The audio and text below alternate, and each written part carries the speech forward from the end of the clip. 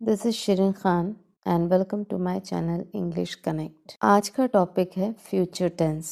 So today we will learn about future tense. हम future tense के चारों भी tenses, simple future, future continuous, future perfect and future perfect continuous tense पढ़ेंगे। So let's start with simple future tense.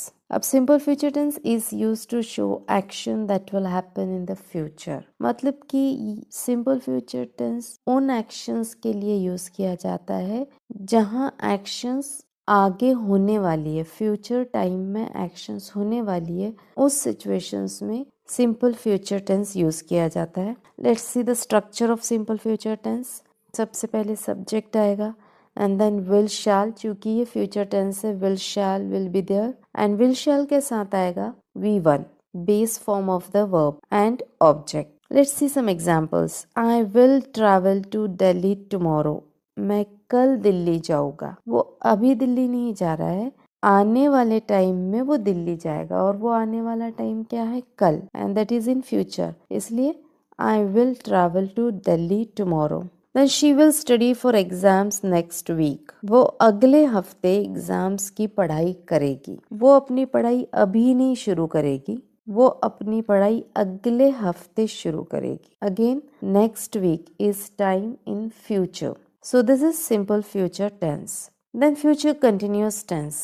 This tense is used to show action that will be going on at a specific time in the future. आने वाले समय में किसी खास time पर ये काम चल रहा होगा, तो उसे हम दिखाएंगे फ्यूचर कंटिन्यूअस टेंस में।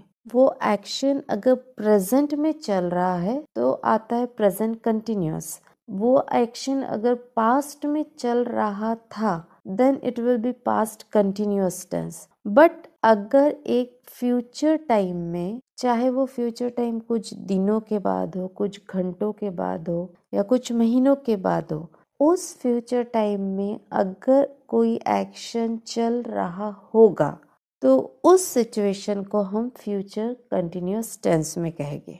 Let's see this with an example.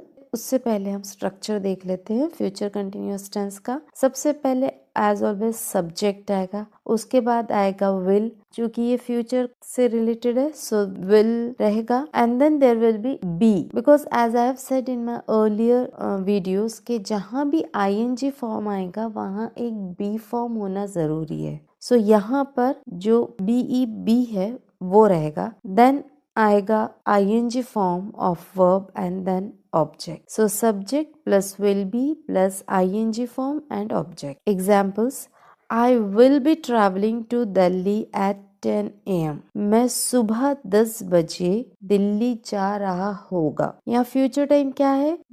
सुबह 10 बजे, मतलब बोलने के टाइम पर 10 नहीं बजे, उसके आगे एक फ्यूचर टाइम में 10 बजेगे और उस समय मैं क्या कर रहा होगा? मैं दिल्ली जा रहा होगा।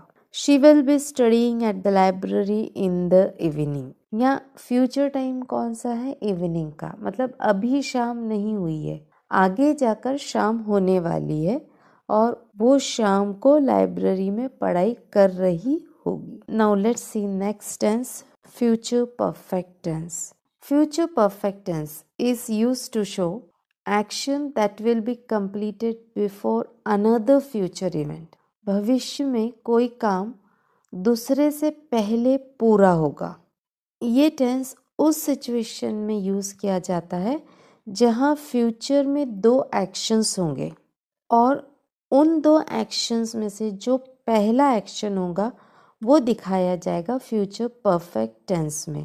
पहले स्ट्रक्चर समझ लेते हैं and then we will understand it through example. Subject, उसके बाद आएगा will and will के साथ हमेशा have आएगा। So here there is no singular है या subject singular है तो has, subject plural है तो have, ऐसा कुछ नहीं है जैसे कि present perfect tense में होता है। will के साथ हमेशा have आएगा। So subject, then will have, and then obviously have है तो V3 and then object. Now let's see example. I will have traveled to Delhi before the meeting starts. Meeting शुरू होने से पहले मैं दिल्ली जा चुका होगा। अब यहाँ पर फ्यूचर में दो एक्शंस हो रहे हैं, मीटिंग हो रही है और दिल्ली जाना, बट मीटिंग शुरू होने के पहले दिल्ली पहुंच चुका होगा या दिल्ली जा चुका होगा, और इसीलिए दिल्ली जा चुका होगा के लिए हम यूज करेंगे future perfect tense. And so I will have travel to Delhi.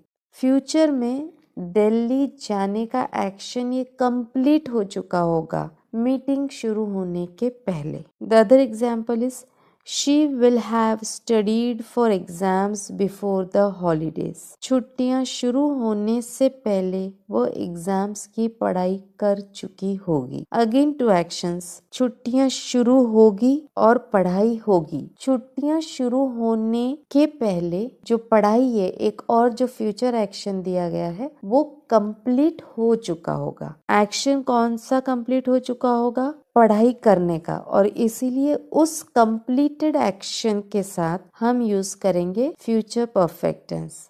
And therefore she will have studied for exams before the holidays.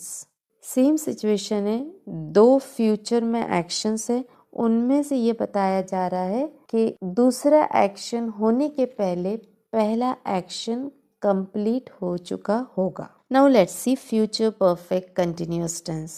Now this tense is used to show action that will be going on for some time before another future event. भविष्य में कोई काम कुछ समय से चलता आ रहा होगा और फिर दूसरा काम होगा।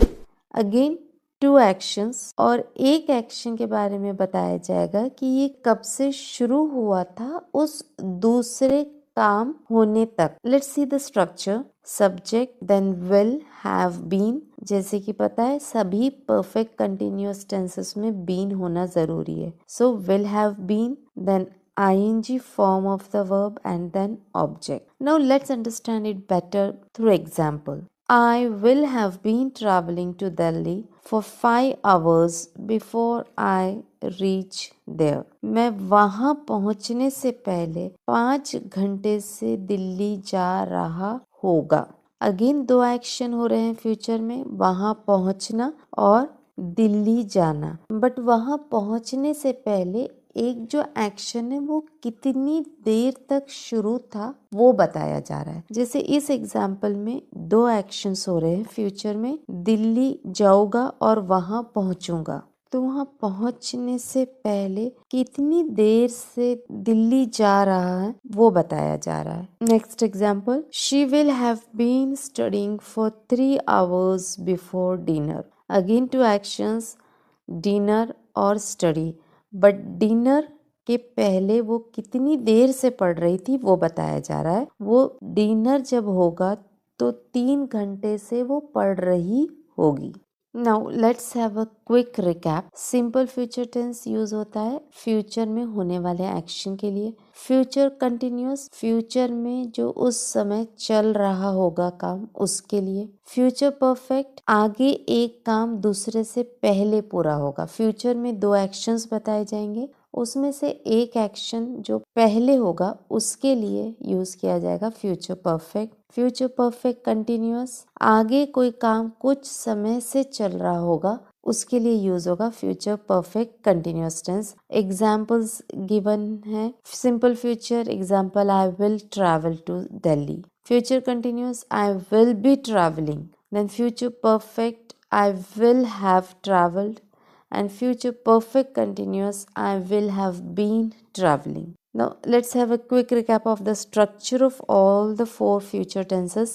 Simple future में आएगा subject, will, shall, then base form of the verb that is V1 or object. Future continuous में subject, then will be plus ing form of the verb and object. Future perfect में we have subject and then will have, will के साथ हमेशा have आएगा, has नहीं आता है। So subject, whatever subject चाहे सिंगुलर हो या प्लूरल हो, will have will be there. Okay, so will have, then V3 and object. Future perfect continuous tense में subject, then will have been is always there in all the perfect continuous tenses.